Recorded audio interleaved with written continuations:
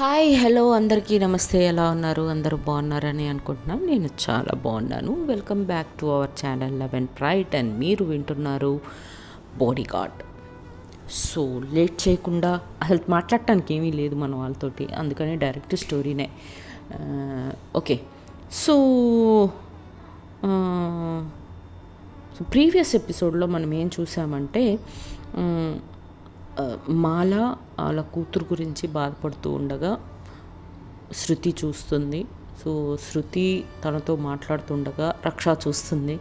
So తన కూతురు గురించి రక్షకి శృతికి చెప్తుంది మాల. ఆ తర్వాత గుడికి వెళ్ళడానికి రెడీ అవుతారు. గుడికి వెళ్తారు. బాబు బర్త్డే అని తెలుస్తుంది. అక్కడ నుంచి ఒక వెరీ ఇంపార్టెంట్ ప్లేస్కి వెళ్తారు అందరూ కలిసి. సో వాట్ నెక్స్ట్ అనేది ఇప్పుడు చూద్దాం. సో అది చాలా పెద్ద గేట్ ముందుకు వెళ్ళి ఒక 10-15 ఫీట్స్ హైట్ ఉంటుంది గేటే. అంత పెద్ద గేట్ ముందుకు వెళ్ళి మన కార్ ఆగుతుంది. రక్ష కార్ ఆపుతుంది అనమాట. సో ఆ గేట్కి పక్కన ఉన్న గోడల మీద గౌరీస్ ఫౌండేషన్ అని రాసి ఉంటుందన్నమాట. సరే అని చెప్పేసి ఎవరిది అని శృతి అడుగుతుంది. అండ్ మాలానేమో అంతా గమనిస్తూ ఉంటుందన్నమాట, బాబుని ఎత్తుకొని లోపల కూర్చొని. ఇంకా ఈలోపు వాచ్మెన్ వచ్చేసి గేట్ ఓపెన్ చేస్తాడు. గేట్ ఓపెన్ చేయగానే లోపలికి వెళ్తే అది చాలా పెద్ద ల్యాండ్, ఒక 35 ఎకరాల భూమి. దాంట్లో చాలా రకాల బిల్డింగ్స్ ఉంటాయి. సో ఏంటి అనేది ఒక్కొక్కటిగా వివరిస్తాను ఇప్పుడు. సో చాలా 35 ఎకరాల భూమిలో అటు సగం రోడ్డు మధ్యలో ఉంటుందన్నమాట, తార్ రోడ్డు. ఇటువైపు 15 ఎకరాలు, ఆ రోడ్డుకి ఇటువైపు 15 ఎకరాలు, ఇటువైపు 15 ఎకరాలు. మధ్యలో అట్లా స్ట్రైట్గా వెళ్ళిన తర్వాత ఒక 5 ఎకరాలు అట్లా డివైడ్ చేసి ఉంటుంది అనమాట భూమి. సో మధ్యలో రోడ్డు పోతూ ఉంటుంది. అటు ఇటు ఒక 1/2 కిలోమీటర్ దూరం వరకు ఫస్ట్ ఎంట్రన్స్లో పార్క్ ఉంటుంది. వెరీ బ్యూటిఫుల్ పార్క్, చాలా మంచి పార్క్. ఇంకా దాంట్లోనే చిన్న చిన్న పాండ్స్, నీళ్ళు, అక్కడక్కడ చిన్న చిన్న బ్రిడ్జ్లు, పూల మొక్కలు, పళ్ళ మొక్కలు అన్నీ ఉంటాయన్నమాట. ఇంకా అలా లోపలికి వెళ్తుండగా కొంచెం దూరం ఒక 1/2 కిలోమీటర్ దాటిన తర్వాత 1 కిలోమీటర్ దగ్గర 1 కిలోమీటర్కి వెళ్ళిన తర్వాత 2 పెద్ద బిల్డింగ్స్, రోడ్డుకి యువతల అవతల. దాని మీద గౌరీస్ మల్టీ స్పెషాలిటీ హాస్పిటల్ అని రాసి ఉంటుందన్నమాట. సో అటువైపు ఇటువైపు 2 వైపులు గౌరీస్ హాస్పిటల్స్ అనే రాసుంటాయి. సో ఒకవైపు ఉన్న హాస్పిటల్స్కి ముందేమో బుద్ధుడు బొమ్మ ఉంటుంది, ఒకవైపు ఉన్న హాస్పిటల్ ముందేమో మదర్ తెరిసా బొమ్మ పాలరాతులతో చెక్కుంటాయి. అలా అంత బిజీగా ఉంటుంది హాస్పిటల్ కూడా. ఇంకొంచెం ముందుకు వెళ్ళిన తర్వాత ఒకవైపు స్కూలు, ఒకవైపు కాలేజు ఉంటుంది. సో వాటి మీదేమో గౌరీస్ ఇన్స్టిట్యూషన్స్ అని ఉంటుందన్నమాట, ఒక ఆర్చ్.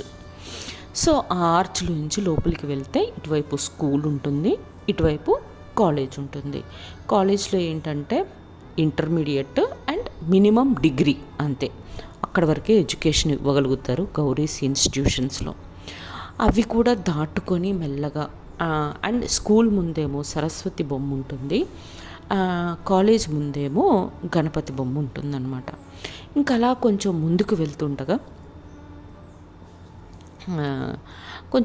వెళ్తే ఇంకా అదే లాస్ట్ అనమాట. ఇంకా అది ఒక యూ షేప్లో పెద్ద బిల్డింగ్ ఉంటుంది. 3 నుంచి 4 అంతస్తుల బిల్డింగ్, చాలా పెద్ద బిల్డింగ్స్ అనమాట. ఆ మధ్యలో వాటర్ ఫాల్స్ ఉంటుంది, పార్క్ లాగా, చిన్న పిల్లలు ఆడుకోవడానికి అట్లా. అండ్ అక్కడికి వెళ్ళి కారు ఆగుతుందన్నమాట, ఆపేస్తుంది రక్ష. కారు ఆపిన తర్వాత కారు దిగి అందరూ ఆ బిల్డింగ్ని చూస్తూ ఉంటారు. దాని మీద గౌరీస్ ఆర్ఫనైజ్ అని రాసుంటుంది, అనాథాశ్రమం, గౌరీస్ అనాథాశ్రమం అని రాసుంటుందన్నమాట. సో చాలా పెద్ద బిల్డింగ్ అది, హాస్పిటల్ కన్నా కాలేజెస్ కన్నా కూడా పెద్ద బిల్డింగ్ అనమాట, చాలా పెద్ద బిల్డింగ్. సో మూడు భాగాలుగా యూ షేప్లో ఉంటాయి. లెఫ్ట్ సైడ్ ఉన్న భాగంలోనేమో అంత పిల్లలది, లైక్ చంటి పిల్లల నుంచి పెద్దవాళ్ళ వరకు, పెళ్ళి కాని వాళ్ళ వరకు ఒకవైపు, కంప్లీట్గా ముసలోళ్ళు, అనాథ పేరెంట్స్ ఉంటారు కదా, తల్లిదండ్రులను వదిలేసిన వాళ్ళు, అలాంటి తల్లిదండ్రులందరినీ, ముసలోళ్ళని, ఓల్డ్ ఏజ్ హౌస్ ఒకవైపు. వాళ్ళిద్దరికీ మధ్యలో ఇంకో బిల్డింగ్ ఉంటుంది. అది మిడిల్ ఏజ్డ్ విమెన్కి, ఓన్లీ విమెన్, నో మెన్. అక్కడ జెంట్స్కి తావులేదు, ఓన్లీ ఆడవాళ్ళకి మాత్రమే. ఒక వర్కింగ్ విమెన్స్ హాస్టల్ లాంటిది అనుకోండి. లైక్ ఇప్పుడు సింగిల్ అంటే ఎవరు పట్టించుకొని ఆడవాళ్ళు ఉంటారు చూసారు, ఒక 30 సంవత్సరాలు వచ్చిన తర్వాత వాళ్ళని ఎవరూ పట్టించుకోరు, వాళ్ళ గురించి ఎవరూ ఆలోచించరు ఇంట్లో. పైగా ఇంట్లో నానా కష్టాలు పడుతూ ఉంటారు. అలాంటి వాళ్ళు బయటకు వచ్చినప్పుడు వాళ్ళకి సేఫ్టీ ఉండదు. అలాంటి వాళ్ళు ఉంటారనమాట అక్కడ. ఎవరు ఏ పని కావాలన్నా చేసుకోవచ్చు. సో అలా ఒక ఆశ్రమం అక్కడ గౌరీస్ అనాథాశ్రమం అని చెప్పి ఉంటుందన్నమాట. అదంతా చూసిన తర్వాత చాలా ఆశ్చర్యపోతారు మన శృతి అండ్ మాల. ఈలోపు మేరీ బయటకు వస్తుంది. బయటకు వచ్చి హాయ్ రక్ష, ఇంత లేట్ అనే రావటం అని చెప్పి రక్షని మేరీ అంటదనమాట. అనగానే ఏం చేస్తాం, ఇదిగో ఈ మేడంలు ఇద్దరు రెడీ అవ్వడానికి ఇంత టైం తీసుకున్నారు మరి అనగానే శృతి అండ్ మాల ఒక చిన్న స్మైల్ ఇచ్చి ఒక రకంగా చూస్తారనమాట రక్షని. చూసిన తర్వాత బాబు అప్పటి వరకు మాల చేతిలో ఉంటాడు. మేరీని చూడంగానే, మేరీకి అలవాటు కదా బాబు, సో మేరీ చూడగానే మేరీ వైపుగా దూకేస్తాడనమాట. మాల చేతిలోంచి మేరీ చేతిలోకి చేయడంగానే హ్యాపీ బర్త్డే రాకన్నా, హ్యాపీ బర్త్డే అని చెప్పి వాడికి ముద్దులు పెడుతుందనమాట మేరీ. పెట్టిన తర్వాత ఇంకా తనని ఎత్తుకుని ఇంకా నమస్తే అమ్మ, నమస్తే, వెల్కమ్ అని చెప్పి మాలాని ఇన్వైట్ చేస్తుంది. అలానే శృతిని హాయ్ మ్యామ్ అనగానే, హాయ్ శృతి అనగానే అని ఒక ఫ్రెండ్లీ హగ్ ఇచ్చుకుంటారు అనమాట ఇద్దరు. ఇచ్చుకున్న తర్వాత సరే అవును ప్రేయర్ రూమ్లో కొన్ని అరేంజ్మెంట్స్ చేయమని చెప్పాను, చేసావా అని అడుగుతుంది రక్ష మేరీని. అంటే యా నువ్వు చెప్పాక చేయకుండా ఉంటానా, చేశాను అని అంటదనమాట. అనగానే శృతి అడుగుతుంది అరేంజ్మెంట్సా, ఏం అరేంజ్మెంట్స్ అంటే యాక్చువల్గా ఈరోజు ఇక్కడ ఒక స్టాచ్యూ ని ఇనాగ్రేట్ చేసేది ఉంది అని అంటదనమాట. అనగానే స్టాచ్యూనా అని అంటే అవును, ఒక బొమ్మని మనము ఇప్పుడు ఇనాగ్రేట్ చేయాలి అని చెప్పుద్ది అనమాట రక్ష. అనగానే సరే అనుకుంటారు. అప్పుడు మేరీతో రక్ష అంటదనమాట, మన ఇద్దరు చీఫ్ గెస్ట్లు వచ్చారు, మనం అనుకోకుండా తీసుకొచ్చుకున్న చీఫ్ గెస్ట్లు ఇప్పుడు శృతి అండ్ మాలాని ఆ స్టాచ్యూని ఇనాగ్రేట్ చేస్తారు, ఓపెన్ చేస్తారు అని చెప్పి అంటదనమాట రక్ష. అనగానే మాల అయ్యయ్యో మేమెందుకమ్మా, మేము రాకపోయి ఉంటే ఎవరితో చేయించుదాం అనుకున్నారు, వాళ్ళతోటి చేయించండి అని అంటదనమాట మాల. అనగానే లేదమ్మా లేదు, యాక్చువల్గా బాబు బర్త్డే కాబట్టి బాబుతో చేయించుదాం అనుకున్నాము, బట్ పెద్దవాళ్ళు మీరు వచ్చాక ఇది ఖచ్చితంగా మీరే ఇనాగ్రేట్ చేయాలి అని చెప్పి రక్ష అంటదనమాట. అనగానే అయ్యయ్యో నేనెందుకమ్మా, సరే శృతితో చేయించు, తను చీఫ్ గెస్ట్గా కరెక్ట్ అని అంటది. ఇద్దరూ చేస్తున్నారు అనగానే అప్పుడు శృతి సరే అందరం కలిసి, నేను అమ్మ బాబు ముగ్గురం కలిసి చేస్తాము ఓకే కదా అని అంటదనమాట. అనగానే మేరీ గుడ్ ఐడియా అని అంటదనమాట. అనగానే సరే అని చెప్పేసి మాలా బాబుని తీసుకొని ప్రేయర్ రూమ్లోకి వెళ్తారు. ప్రేయర్ రూమ్లోకి వెళ్ళేసరికి చిన్న పసిపిల్లలు, పెద్దవాళ్ళు అందరూ ఆ స్టాచ్యూ చుట్టూ నించొని ఉంటారు. అక్కడున్న జనాలు మొత్తం, ఆ ఆశ్రమంలో ఉండే వాళ్ళందరూ ఆ స్టాచ్యూని ఏదో అంటాం అబ్బా తెలుగులో, విగ్రహం, ఆ విగ్రహం చుట్టూ నించొని ఉంటారనమాట. నించొని ఉంటే ఆ విగ్రహం ఏమో ఒక ఎల్లో కలర్ క్లాత్తో కప్పు ఉంటుంది. సో ఎవరిది విగ్రహం, అందరూ ఎందుకు ఇంత ఈగర్గా ఇంత ఆతృతగా వెయిట్ చేస్తున్నారు ఆ విగ్రహాన్ని ఓపెన్ చేయటానికి అని చెప్పి శృతి అండ్ మాల ఇద్దరూ అనుకుంటూ ఉంటారనమాట మనసులో. సారీ, సర్లే ఓపెన్ అవుతే తెలిసిపోతుంది కదా ఎవరు ఈ గౌరీ అనేది కూడా తెలిసిపోతుంది కదా అని చెప్పి, సారీ కాల్స్ వస్తూనే ఉంటాయి. ఓకే, ఎనీవేస్, సో తెలిసిపోతుందిలే అనుకొని ఇంకా మెల్లగా అమ్మా ఇక మీరు ఆ విగ్రహాన్ని మీదున్న క్లాత్ని తీసేయండి అమ్మా అనగానే సరే అని చెప్పేసి ముగ్గురు ఆ క్లాత్ని పట్టుకొని మెల్లగా వెనక వైపుగా, విగ్రహానికి వెనక వైపుగా నించొని ఫస్ట్ ఆ క్లాత్ని మెల్లగా తీస్తారనమాట. మెల్లగా అందరూ యాక్చువల్గా అందరూ అక్కడ ఉన్న వాళ్ళందరూ కూడా ఇప్పటి వరకు ఆ విగ్రహాన్ని చూడటానికి ఆతృతతో ఉంటారనమాట. సో ఎప్పుడైతే ఆ విగ్రహాన్ని ఓపెన్ చేయటం మీద నుంచి ఆ క్లాత్ని తీయటం అయిపోతుందో అందరూ అలా చూస్తూ, అంత అందంగా ఉంటుంది ఆ విగ్రహం, అంత అందంగా చెక్కున్నారు ఆ విగ్రహాన్ని, అలా చూస్తూ ఉండిపోతారనమాట.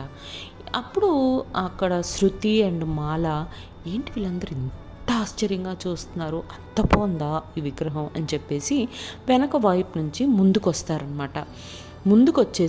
ముందుకొచ్చి అలా చూస్తూ ఉండగా రక్ష, మేరీ వాళ్ళిద్దరూ కూడా మాల వెనకాల, శృతి వెనకాల నించొని అందరూ కలిసి విగ్రహాన్ని చూస్తూ ఉంటారనమాట. ఆ విగ్రహాన్ని చూసి మాల, శృతి ఆశ్చర్యపోతారనమాట. ఆశ్చర్యపోయి అలానే చూస్తూ ఉండిపోయి మాలకి ఏం చెయ్యాలో తెలియట్లా, అలానే తనకి తెలియకుండానే కళ్ళు తిరిగి కింద పడిపోతుంది.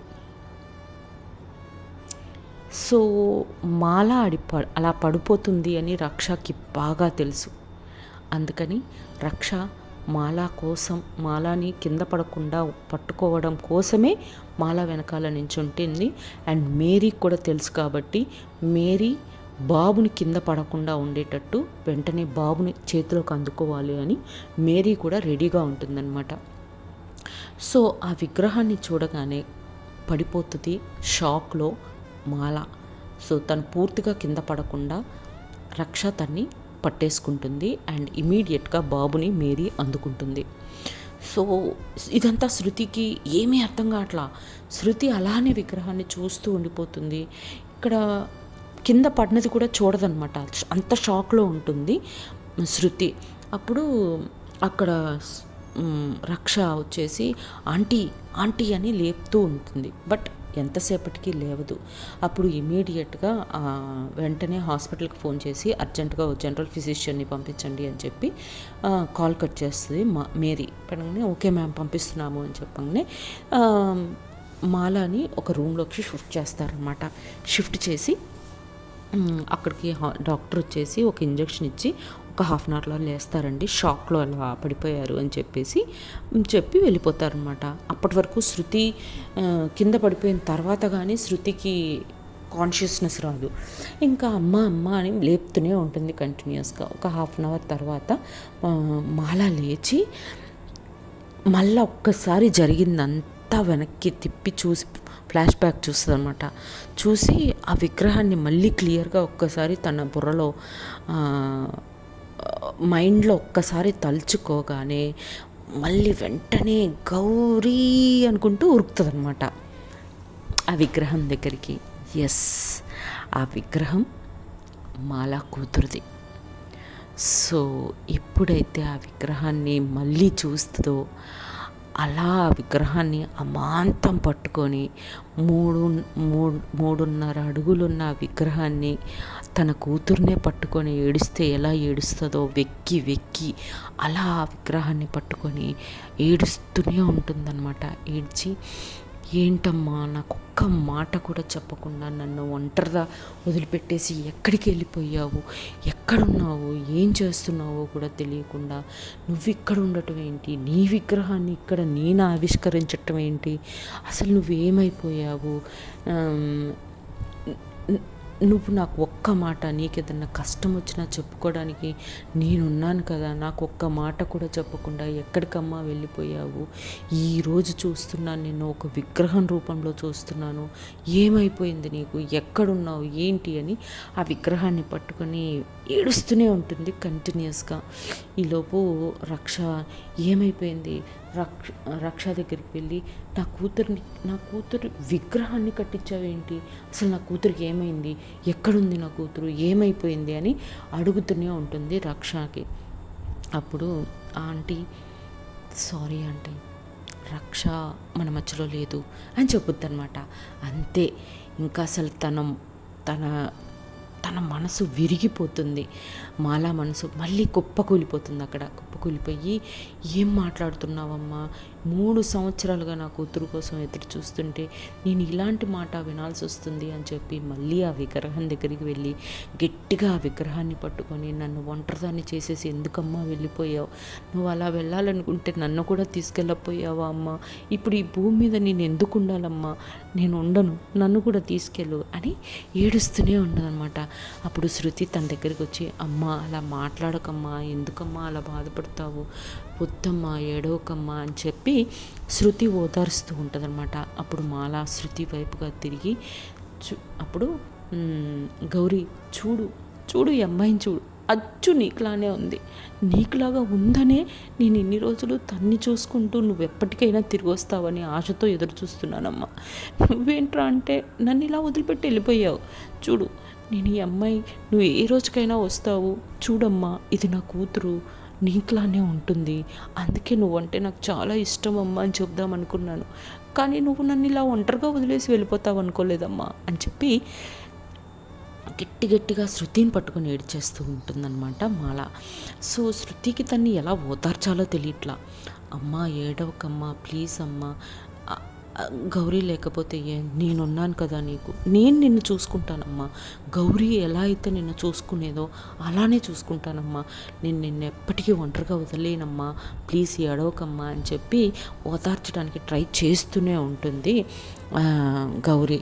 అయితే ఇంకా రక్ష గౌరీ శృతి భుజం మీద చెయ్యేసి, ఆంటీని కొద్దిసేపు ఒంటరిగా వదిలేద్దామా, తను బాధపడుతుంది, తన్ని వాళ్ళ కూతురు దగ్గర కొద్దిసేపు వదిలేద్దాము, తన బాధ అంతా ఒక్కసారిగా దిగిపోతేనే తన తర్వాత నార్మల్ మనిషి అవ్వగలుగుతుంది అని చెప్పేసి దూరంగా వచ్చేస్తారన్నమాట తన్ని అక్కడ వదిలేసి. ఇంకా శృతి అడుగుతుంది, అసలు మీకు గౌరీ ఎలా తెలుసు అని అంటే, అప్పుడు రక్ష, ఇప్పుడు కాదు, పిల్లలందరూ పాపం ఆకలితో ఎదురు చూస్తున్నారు, ఫస్ట్ పిల్లలకి వాళ్ళకి ఇవ్వాల్సింది, వాళ్ళకి పెట్టాల్సిందంతా పెట్టేసి ఎలానో మళ్ళీ వీడు కూడా పడుకునే టైం అవుతుంది, చికాకు చేసేస్తాడు, అంతా ప్రశాంతంగా అయిపోయాక ప్రశాంతంగా మాట్లాడుకుందాం అని అంటుంది రక్ష. అనగానే సరే అని చెప్పేసి కేక్ కట్ చేయించేసి పిల్లలకంతా కేక్స్ ఇచ్చేసి బ్రేక్ఫాస్ట్ అంతా అయిపోయిన తర్వాత పిల్లలు వాళ్ళ రూమ్లలోకి వెళ్ళిపోయే పనులకు వెళ్ళిపోయేవాళ్ళు, పనులకి అంతా ఎక్కడ వాళ్ళు అక్కడికి వెళ్ళిపోయిన తర్వాత అప్పుడు మాల దగ్గరికి మళ్ళీ వస్తారనమాట. వచ్చి, అమ్మా చాలమ్మా, ఇంకెంతసేపు ఏడ్చినా మనకి గౌరీ తిరిగి రాదు, నేనున్నా నీకు అని ఇంకా మాలని ఓదారుస్తుంది శృతి. అప్పుడు మాల రక్ష దగ్గరికి వచ్చి, నా కూతురు నీకెలా తెలుసమ్మా, అసలు నీకెలా పరిచయం, నా కూతురు చనిపోయింది అన్న విషయం నిన్న రాత్రి కూడా నాకు ఎందుకు చెప్పలేదమ్మా, నా కూతురు ఫోటో చూసావు కదా నిన్న నువ్వు అని అనగానే అప్పటి వరకు కంట్రోల్ చేసుకొని ఉన్న రక్ష తన కన్నీళ్ళు అప్పుడు బయట పెడుతుంది. సో అసలు ఏం చెప్తుంది, వాళ్ళ పరిచయం ఏంటి, ఎలా గౌరీ తనకు ఎలా తెలుసు ఏంటి అనేది ఫర్దర్ ఎపిసోడ్స్లో చూద్దాం. అప్పటి వరకు tata bye bye, see you, జై హింద్, జై శ్రీరామ్.